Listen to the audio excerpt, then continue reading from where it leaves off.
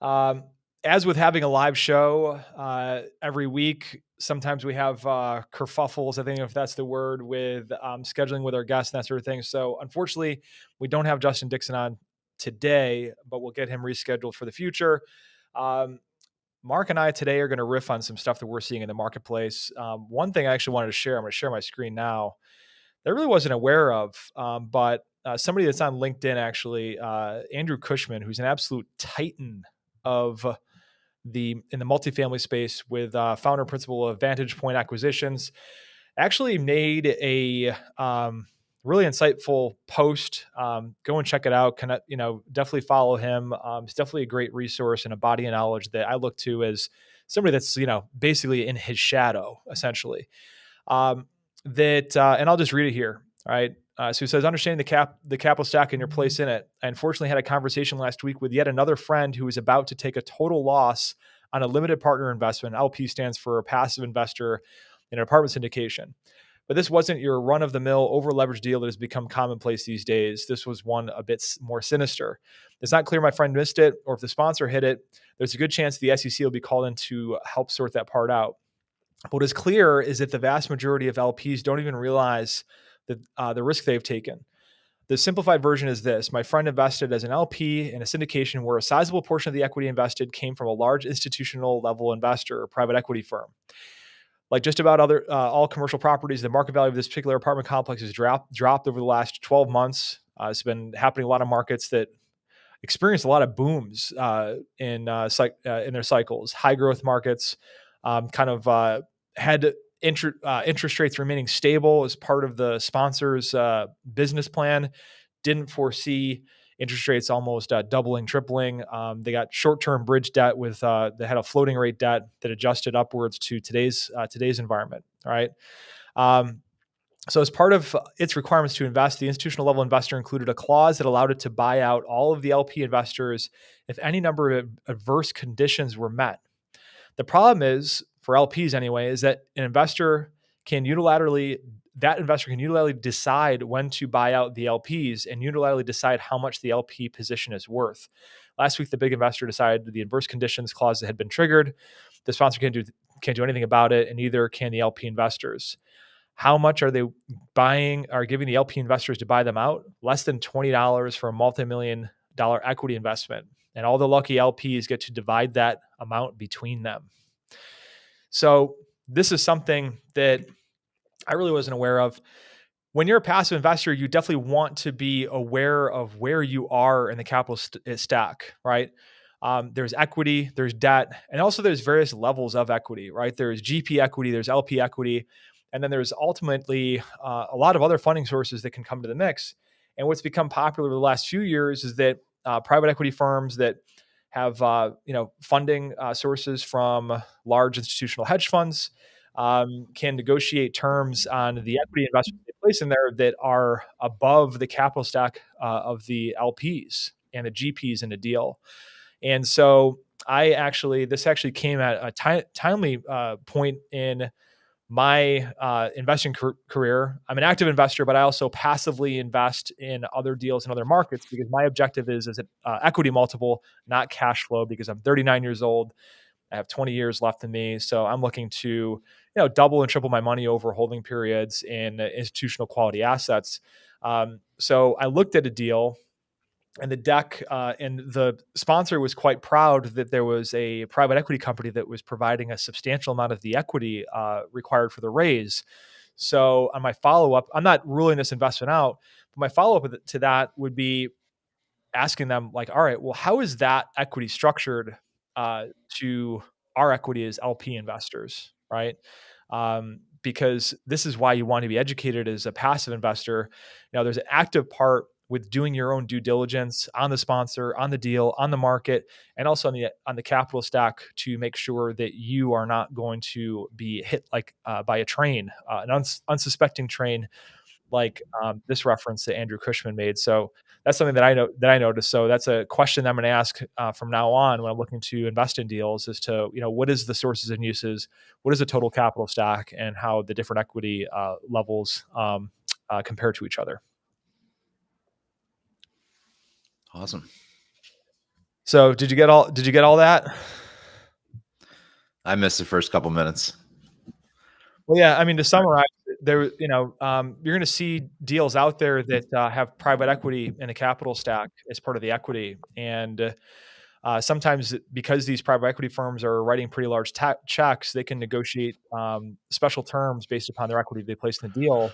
In this case, Yeah. Andrew Cushman had a friend that the entire deal, the LP equity got completely wiped out because the private equity firm they had a trigger point with the strings that came along with that equity and just basically, wiped them out. Ooh. Which is And pretty that tough. and that kind of falls on the operator, right? So if you've got an operator that's not really, I mean, as an L, how could you avoid that? How would you even know that those strings were in there? You want to understand and ask the operator or sponsor, all right, cool. This is the GPLP split. This is the preferred rate of return. What other class of shares are in the deal, right? And how are those shares structured compared to the ones I'm doing? And what are the actual individual, what are the agreements or strings attached to that equity as it compares to my position? It may have been disclosed up front by the sponsor, but sometimes people just don't read this stuff. They don't read the fine details. Yeah. So it would have been part of the private placement and they just weren't paying attention.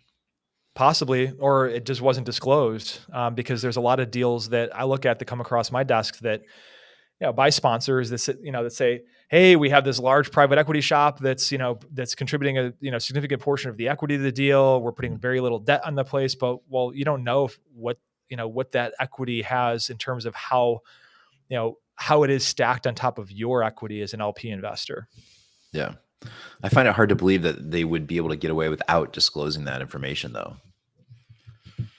Yeah, I mean, the private equity firm, I mean, that may not even been their problem, right? Because the private equity firm probably wasn't involved with raising the LP equity. Right. No, I mean, They just from the negotiate their own term. yeah, from Yeah, the operator's standpoint, I mean, I don't see how they couldn't be liable for withholding that type of information to an investor. yeah. So I mean, that's why I probably could trigger an investigation from the Securities and Exchange Commission Yeah, as for a result sure. of that, because there's probably a lot of pissed off people Yeah. involved. So. Yeah. And the SEC is not something you want to be on the wrong end of the business on, for sure. Right. Yeah.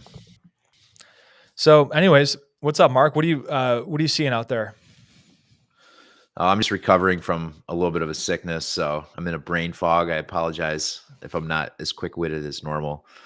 I'm working on my development project downtown, so I've been pretty engulfed in that over the last week. I'm doing my first AIAs. The initial thing that I submitted to the bank was just like a stack of invoices in a spreadsheet, and they're like, "Yeah, this is not exactly what we were looking for your first draw." So we met the third party over there, and kind of ran through where we're at in the process. And he said we're actually a lot further along than he had anticipated based on the pile of papers that we gave him. So they're kind of coaching us through filling out those AIAs, and we're looking forward to doing it the way that they want us to do it.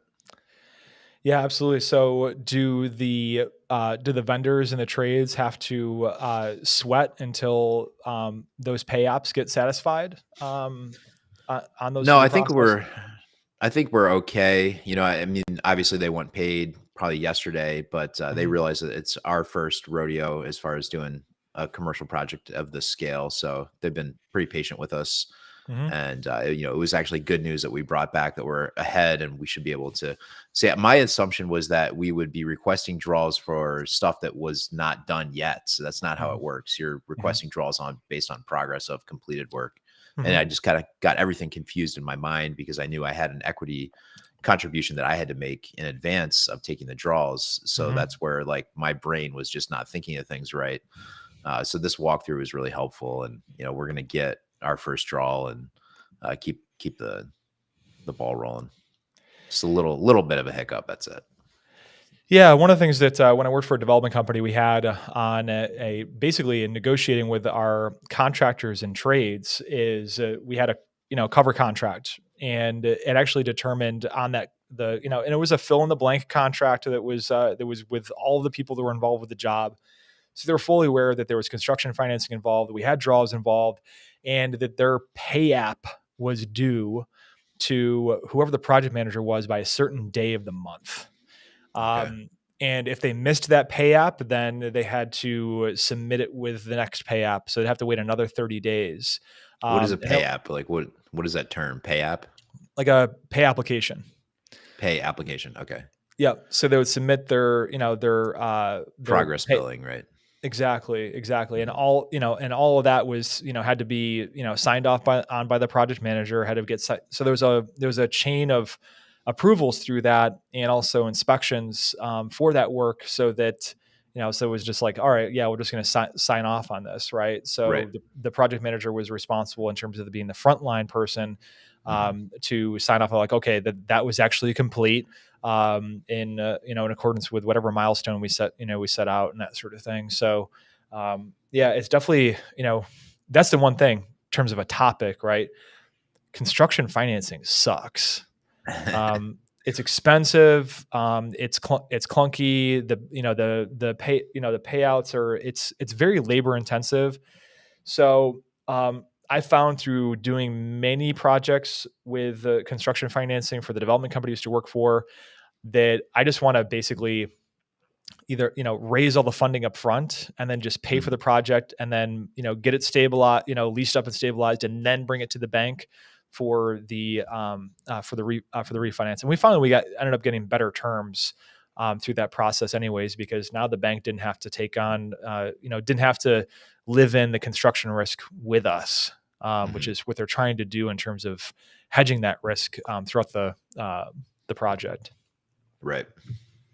Yeah, the bank I'm using, Canandaigua, is actually pretty good as far as being pretty affordable. So I got no qualms there. I'm actually Mhm. locked on the construction, and then it's locked for the entire 5 years, and it's the same rate for the construction period as it Mhm. is for the perm period.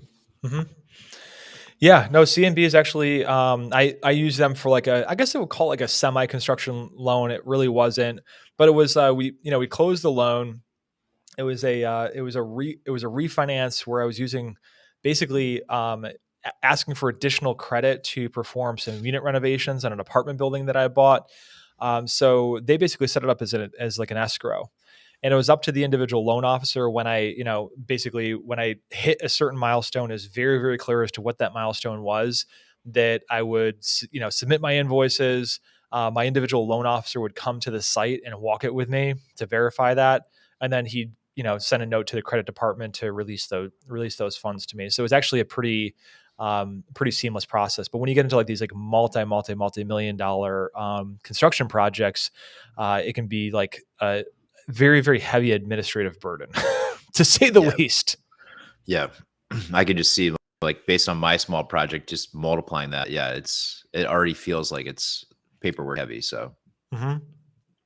Yeah. So where are you at right now? I mean, I think the last time we checked in on you with this deal, I think that you had framing up. Tell us about that.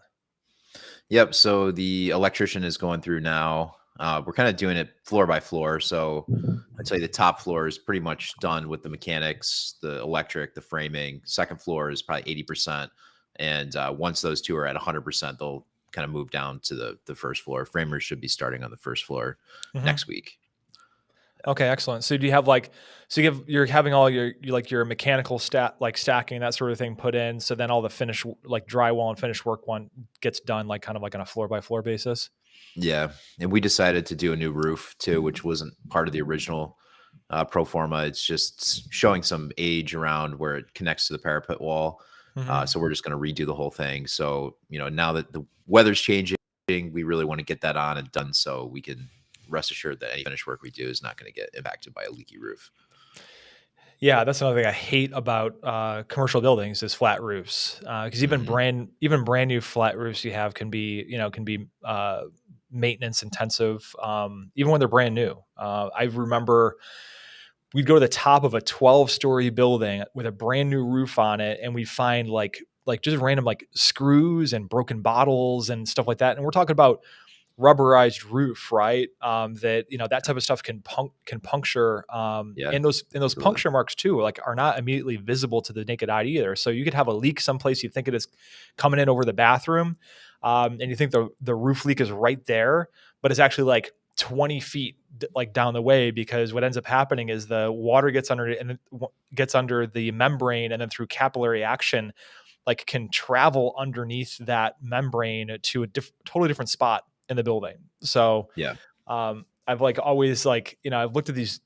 It's part of zoning with the city of Rochester that pretty much in all these like zoning districts where you see like new construction coming up, that they require flat roofs on all these new projects. I'm like, why can't we do pitched roofs?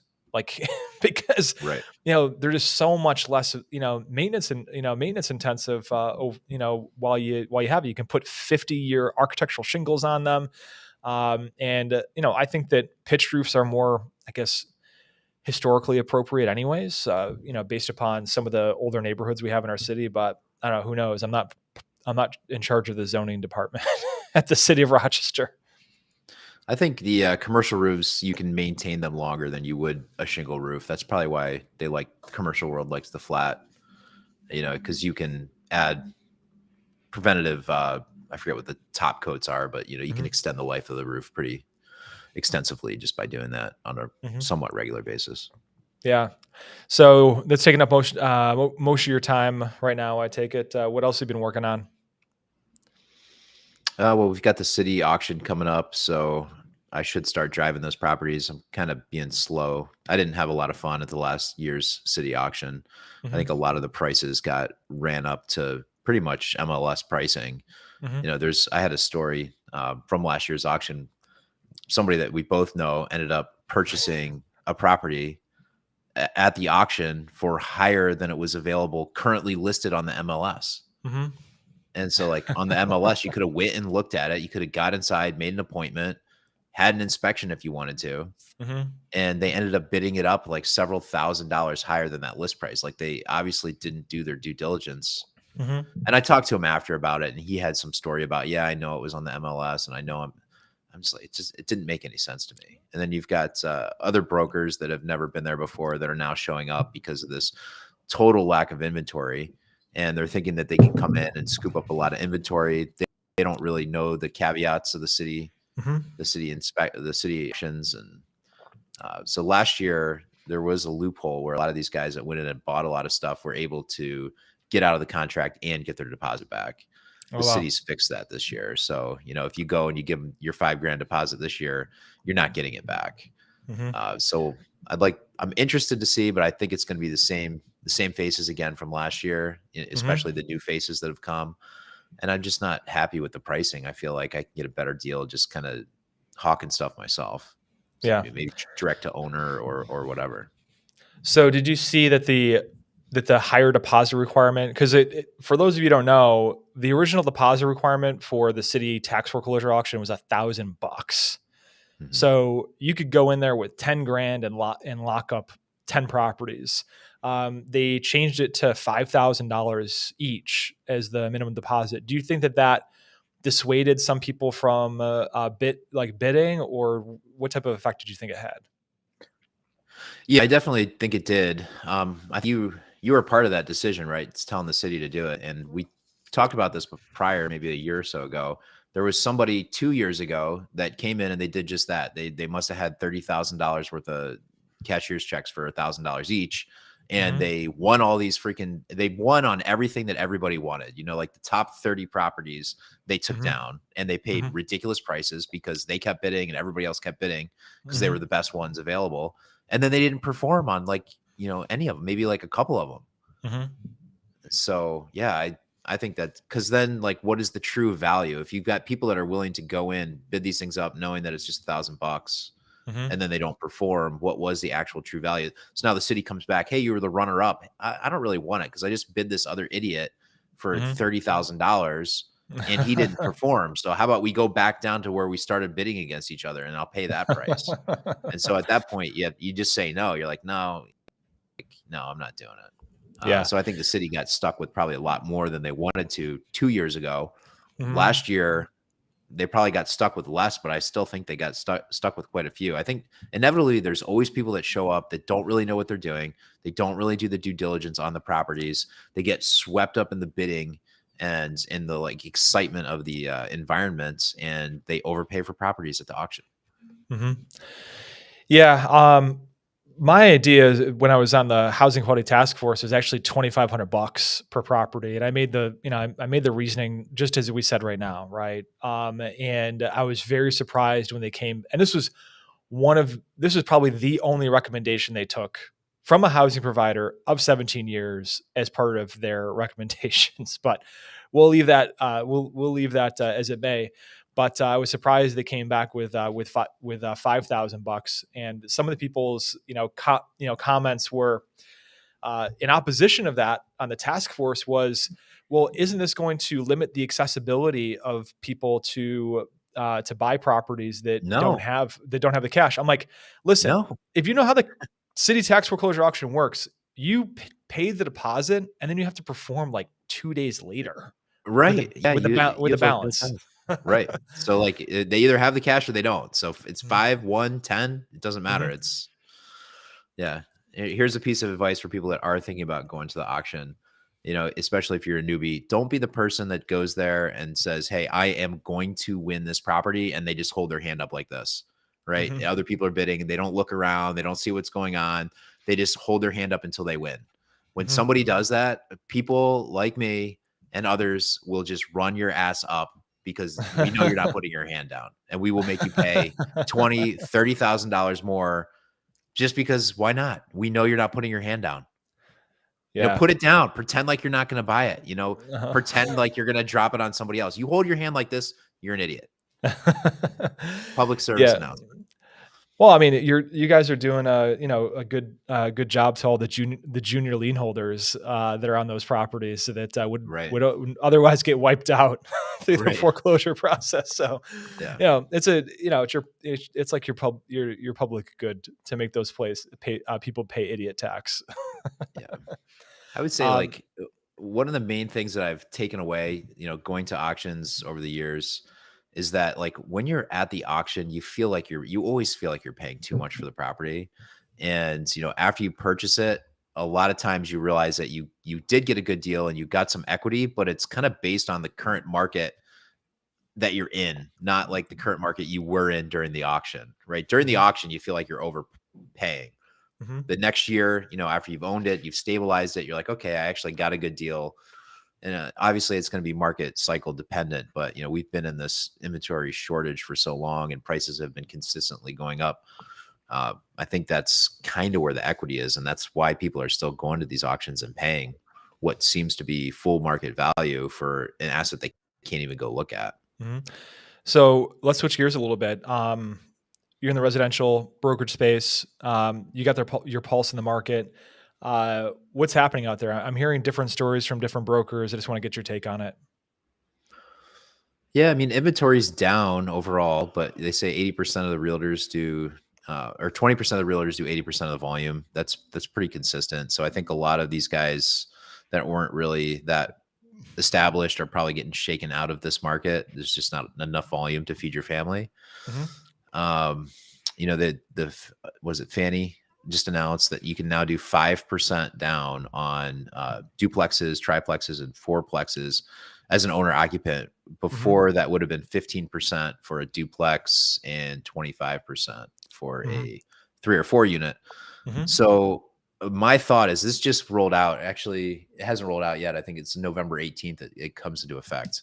So Hmm. for the next season of buying, you've got all of these buyers that have really seen their purchase power go down because of the rise in interest rates, right? So if they were shopping in one particular market, not only have prices gone up, but their ability to buy that house has gone down. Hmm. And a lot of them just aren't going to settle for living in a subpar, area. Like they don't want to be in this community or that community. They want to be in certain communities. Now, they will have the option to get into a multifamily, 5% down. Hmm. They'll be able to use the other income to qualify for a higher purchase price. So they'll be able to get back into that market that they might have just missed out on, like the Park Ave market or the South Wedge market, these more trendy, hip markets that they were like, I'm done. Like I might as well just pack it up and rent. Like I can't Mhm. do what I want to do. Now with this 5% on the multifamily, they're going to be able to get back into those markets. Mhm. So I think we are going to see a shift of people that, they wanted the American dream. They thought they were buying a single.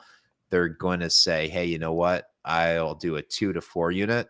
I'll Mhm. get my foot in the door. I'll build some equity, and then I'll switch to a single family when I can afford it. I think that's going to be the smart play for a lot of people. Yeah, I mean, I was flabbergasted when, I started winding down my brokerage business back, probably about 4 years ago, and only taking on, like, clients here and there that I really wanted to work with. And, so I didn't really have my pulse on the financing of residential. I did have it on commercial, but not residential. And so I was working with an investor. They wanted to buy a 3 to 4 unit. They wanted to have, like, all their mortgage covered by their tenants' rents. And, I was like, "Hey, it's great. You can do owner occupant, put 5% down, blah, blah, blah, blah." So we went around all over the place. And he was like, "No, I got to put 25% down. And plus, like, I'm looking to buy something that needs some work. So that would just blow my cash load."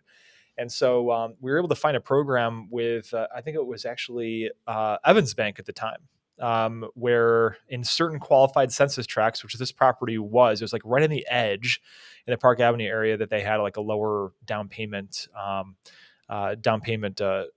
allowance on that. But yeah, no, I think that it was kind of stupid for them to adjust that up because I mean we want to encourage people to get their landlord training wheels on and owner occupy multi-unit properties because that's how you reduce housing expense, which is 30% of Americans' income on average, and either cut it in half or eliminate it altogether, depending upon the deal. So I'm looking forward to seeing how this shakes out in the market for sure. Yeah. Yeah, me too. Um, well, we are looking for a house ourselves, myself and my wife, and so we're super picky. We're looking for something that's either in Penfield, Brighton, or Pittsford, or maybe the Browncroft area of the city. And we want something that has that's historic, has historic charm and has high ceilings and is maybe 3 to 4 bedrooms around 2,500 to 3,500 square feet. So we've been, not actively walking properties out there just because like we're so picky. We can make a decision based upon just the front picture of the house, whether we're going to be interested in it or not. And so we're starting to see some more stuff stick on the market for longer, and I'm starting to see more price reductions that are out there as well.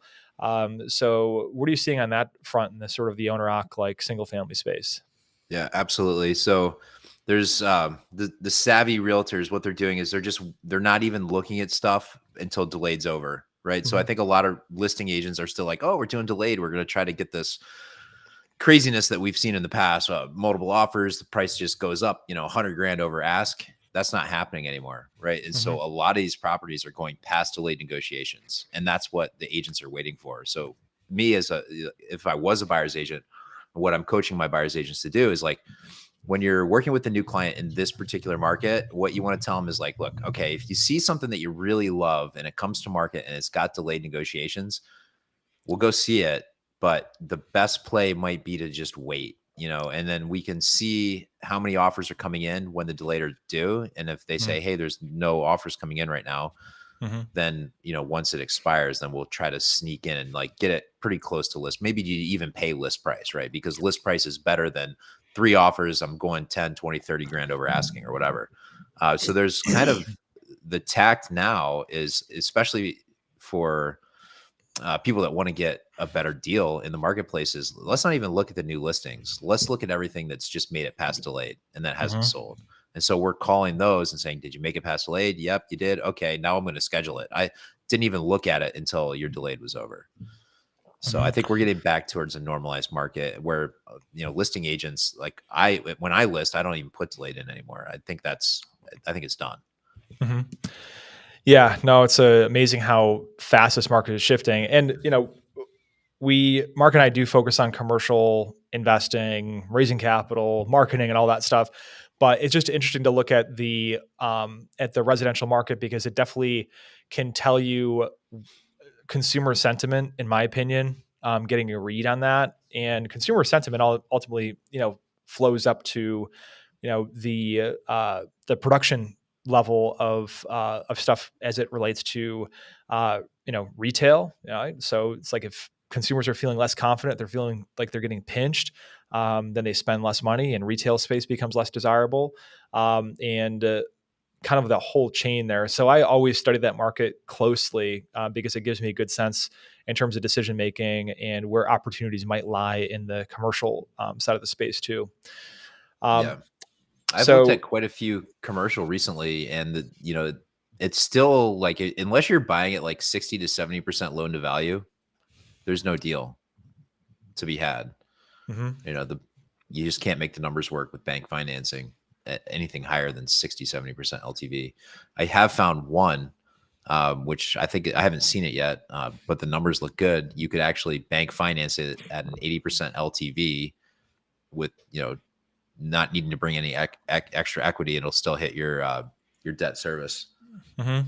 So, Yeah. Speaking of debt, I have people that are in my mastermind and mentorship program, and I see term sheets a lot because I have my students that say, "Hey, I got this term sheet from this bank. What do you think?"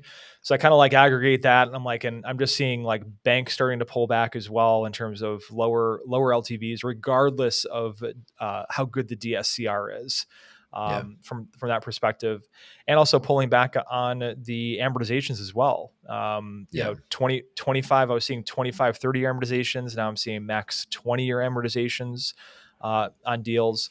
And also fixed interest for shorter term, like 3 years. I was really used to seeing 5 years fixed from community banks. Hmm. I know the whole mantra is survive till 25, and hopefully that rates will normalize. But I think that that banks are trying to hedge their interest rate risk as well in the event that interest rates stay higher for longer. Because if they stay higher for longer, that's sucking more cash out of the out of the market as well. Yeah. So, um, so switching gears again here on the fund space, where you're at on that. Do you got your documents all like negotiated and lined up yet, or is that something you're still working on negotiating? No, I'm still working on it. Yeah. I I've been sick for a few days. That wiped me out, and then dealing with a few other projects that need finished. So it's on my Mhm. list this week, though, for sure. Yeah, no, I'm looking forward to the fund launch for sure. I think that you definitely don't need to move all too fast because I'm looking at GPs raising LP equity, getting a lot more aggressive on trying to get commitments out there. Mhm. So which is telling me that they're having a hard time getting subscription full subscription to deals. From a capital raising perspective, I think that people, the investors out there are kind of like pulling back. I think they're looking at risk-free rate of return being between 5 and 6%. I think that I'm hoping that there'll be opportunities out there in the market. The work that I'm doing right now is, we're looking at deals, we're making offers, but most of the work that I'm doing is on talking to our investment partners and just keeping them in the loop, letting them know that I still exist, Mhm. and what I'm seeing out there in the market, and just letting them know is like, hey, I don't think that the market has really gotten pure price discovery yet. I don't think that we've worked the inefficiencies out of the market just yet, but I want you to be prepared because when there's opportunities that come up, they're going to be great opportunities when we start seeing some of these asset values come down to a place where we can uh, buy properties and get a good basis on them. Are you looking for multifamily, or are you sticking with the office right now for what you're underwriting currently? Um, Good question. Office was something we were really bullish on, while bank financing was still, reasonable on it. We were getting great smoking hot deals on office with a great tenant mix, long-term leases, a lot of government tenants, and we saw that our LTV term sheets went from 75% loan to value down to 50% loan to value. Ooh, And we'd ask another bank 50% loan to value, 45% loan to value. So we kind of took a pause on that because we think that, all right, well, if the capital markets are like sucking liquidity out of this asset class, we certainly don't want to. I mean, I'm not afraid to catch a falling knife. I have caught a falling knife before, but I've had a long enough business plan and patient enough capital to weather the storm. But this is wanted to see the writing on the wall, where I think that there's going to be further hurt on the office sector yeah, going forward. Because if I have to raise the extra capital to come, to do a 50% loan to value, that's fine. But I want to get a really, really great basis on the property as a result of right, that. yeah, So that being said, would love to get back into multifamily. Would love to. That's my background. That's the business I know how to really, really add a lot of value to. I'm not the type of investor that wants to smack it out of the park every time. I'm okay with a single and double, as hmm long as we have, very, very manageable risks, because our business as capital raisers is in risk management, period, full stop. yeah. And so I would love to get back in a multifamily. I just don't think, we don't have an environment, at least in Western New York, that is creating the amount of stress that we've seen in those higher growth markets like Seattle and Arizona and different markets in Texas and that sort of thing. So we just don't have an abundance of motivated sellers, for instance. I Um, know. I find it strange too because we have such strict, laws, tenant favoring laws that I would expect a lot of people to get disheartened with this area and put up the peace sign. yeah, I mean, the thing is that we go after assets that have, really, really great, strong tenant bases, Yeah. and Those people reposition. are never selling. Yeah. Yeah, and repositioning those properties. So Yep. I have opened up, dialogue with property owners that own 200 plus units around this area, and hmm just saying, listen, I know that you're not motivated to sell right now, but there's going to become a point in time when you are going to need to exit, and we're here to Right. provide a long-term customized disposition strategy for you. But in order to have the most advantageous outcome for you, it's good to have, start the conversation and relationship early on, so you can understand what your objectives are, and that so we can properly align with those objectives when you are ready Right. to move on to something else. So I do think that, in Rochester, the, owners of these larger multifamily apartment communities, they're not your institutional, private equity syndications, that sort of thing. These are, I wouldn't call them mom and pops. They're like, well, they may be your country club mom and pops, right? hmm There's a very, very small amount of partners on those deals. Usually, maybe 2 to 3 partners on a deal. Not a syndication with, with a like where they have a terminal value with a certain time that they have to sell the property, return capital back to their investment partners. Right. So I think that those conversations need to start early on. So if you're listening out there, and you hmm know anybody that owns 100 plus unit multifamily apartments in Western New York, definitely I would appreciate an introduction, because that's the type of conversations we need to have right now, not when you're ready to sell. Just like in capital Right. raising, the best time to ask for money is when you don't need it. The best time to structure a sale is having the conversation as early on as possible. Absolutely. Yeah. I feel like I've missed out on a few by not taking that approach, not Hmm. keeping the conversation going, then finding out that, oh, actually we sold it, and you can tell if they've owned it for a long time. And, I've seen on multiple occasions where it's like a bunch of like 3 brothers or 2 brothers or like 2 attorneys or, like friends that are professionals together that have done stuff that have built Hmm. it, maybe built it themselves, done some repositioning, and they've held it for 20, 30 years. And you just Hmm. don't know when they're going to sell it, right? Because they could keep it for 10 more years or they might just be ready to sell it now. You just don't know. Hmm.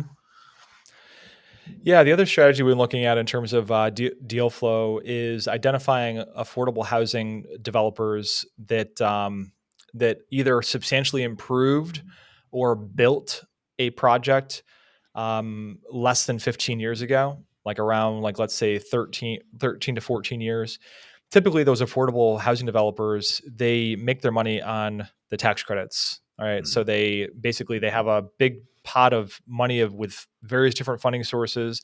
They make their money on the developer's fee on the front end, and then those tax credits burn off over a 15-year period. At the end of that 15-year period, they have to pay their tax credit equity investors back, which usually triggers a sale. And they really don't care what the asset sells for. Their objective is to return the capital back to their tax credit investors. So there are some deals out there. One of them was actually a student of mine, that there was the tax credit equity burned off, and there was no other tails attached to the property from a regulatory standpoint. So he was able to get a smoking hot deal on that apartment building as a result of Nice. that.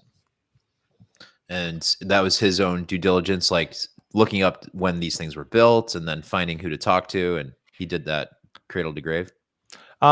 This was actually an investor, another investor that knew about the deal, that wasn't quite their cup of tea, and knew this particular investor that I was working with, like, carved a niche out for himself in a certain neighborhoods of the city and that sort of thing, and Mhm. has a really great management track record, great investment track record. And so he was thought of in terms of top of mind there. So Nice. I think that, another thing too is that regardless of where you are in your business, is that having that niche, because in terms of you know the reticular activation system, as David Green says on the Bigger Pockets, when people know what you're looking for or what your niche is with the highest Mhm. degree of specificity, then when they see it, they think of you, right? Yeah. The last thing you can do, and you probably work with investors, right? Like, as your Mhm. clients. All right, what type of deal, in terms of your onboarding with that client? All right, what are your objectives? Like, what type of property you want to buy, what location, blah blah blah. And they're like, hey, anything that makes sense. I'm just gonna want to make a deal that makes money. All right, Yeah. you tell that to the world, like, nobody's gonna send you anything. Never. Yeah.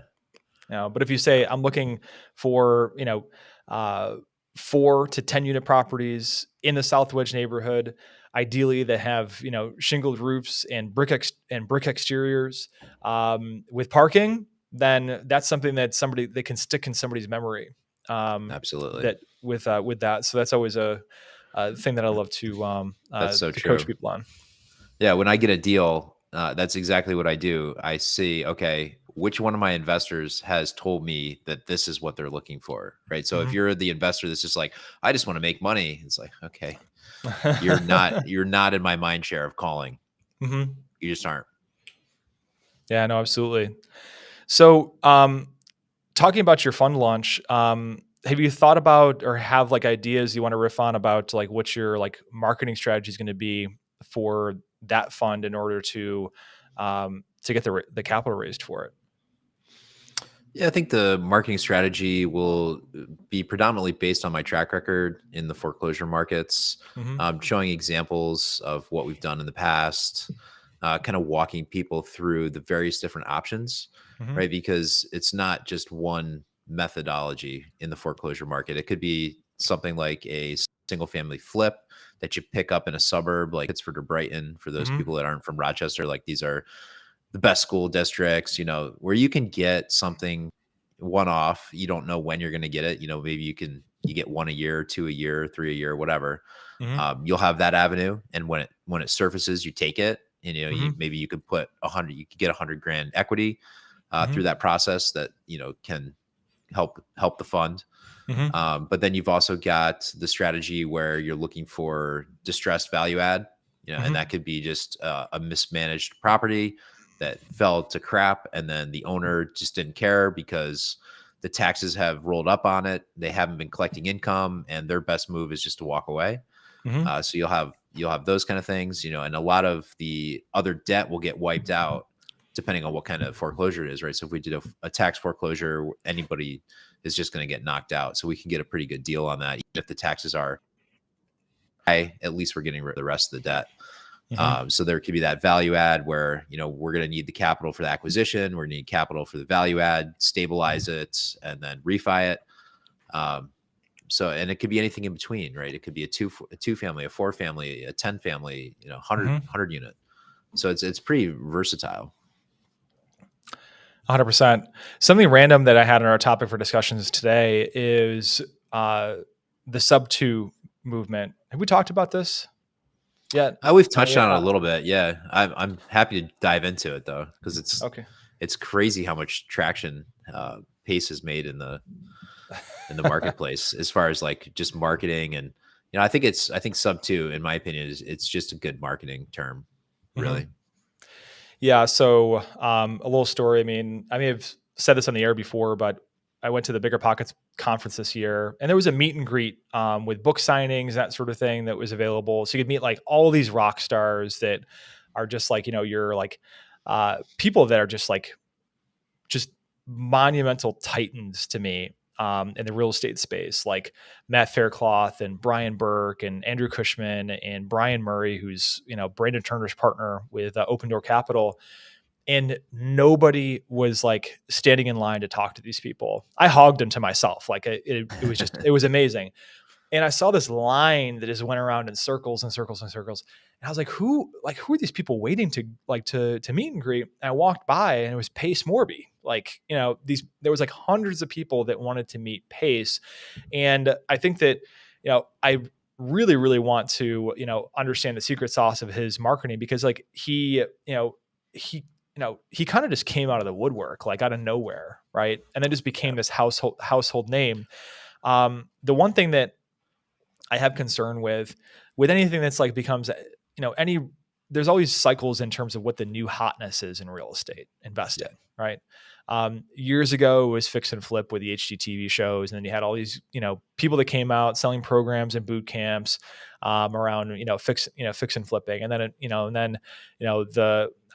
the margins got squeezed out of that because there was tons of people that got involved with, fixing and flipping. And then it became wholesaling, and they had wholesaling boot camps and that sort of thing. And then it became short-term rental, then short-term rental arbitrage, then it became midterm rental, and then it became, land flipping, right? And now it's this like sub two thing. And there was like people that had sub two hats on, sub two t-shirts and all this like, all this like merch and that sort of thing. And I think the dangerous thing here is that when you have something that, and I don't know how much his program costs, but due to the amount of people that were in the sub two community, I think it's probably like, maybe a couple grand or something like that, $2,000-3,000. People that I've been in this position, right, with $1 and a dream. And I've seen what happens when you're taking ownership of somebody's property with none of your own money, because a lot of these people like, they just spent their money. The only money they had was on the entry fee for this Right. program, right? Yeah. And they just took over somebody's property, thinking the rent was going to be $2,600 a month on this property, and the mortgage, let's say, was $2,200 a month. All right, and including taxes and insurance, that sort of thing. And lo and behold, they put it up for $2,600 a month, and they can't find a tenant. Right, so they're like, okay, well, I'm making these payments. I can drop the rent to where I can rent it out and stop making the payment because I don't have any skin in the game. And I made these like kind of like open critiques on, I think that Pace Morby is going to make sub two illegal because of the amount of marketing behind it. And I got so many attacks from people, like they were just evangelical for the sub two community. And like, Pace trains us on how to, protect the buyer and also protect the seller and blah, blah, blah, blah. I was like, yeah, but there's always, when you have this amount of like, cultural like movement, it's like, it's incredible. There's always going to be bad actors out there. They're going to cut corners, and it just takes a handful of people. They got foreclosed upon, little old ladies, they got their credit racked. And Hmm. now they can't get utilities in their name because of of what just happened. Had no recourse at all in the process Right. to tell their senator, hey, I got scammed by the sub two thing. What sub two? What is Yeah. sub two? And Hmm. then I'm calling it right here. I think we're going to see Pace Morby on Capitol Hill testifying before Congress as to what sub two is. Yeah. Seriously. Yeah. But that being said, I think that I was talking to somebody that's been in the sub two space for a long time, because it's been around. It's not anything that's Yeah. new. It's the marketing that's made it new. And It's the interest rates too, right? Because now everybody's attracted to these 3-4% rates. They can't get them anymore. So I think that's really what's propelled the sub two movement mhm. just leaps and bounds. I mean, sub two is cool, but sub two, when you're stuck in an interest rate environment of 8% and you can get something subject to at 3%, then you're like, okay, let me try to make this work. Yeah, and generally these people, the reason why they're selling it subject to their mortgage is because they're underwater. Right. There's something wrong. Something's going on. Yeah, like why would somebody just like, okay, I'm gonna sign the deed over to the house and I'm going to trust you to make my mortgage payment after you take title to the property. Yeah. There's always something that's like, hey, it's a great interest rate, but the property's underwater by $100,000. I can't Right. sell it.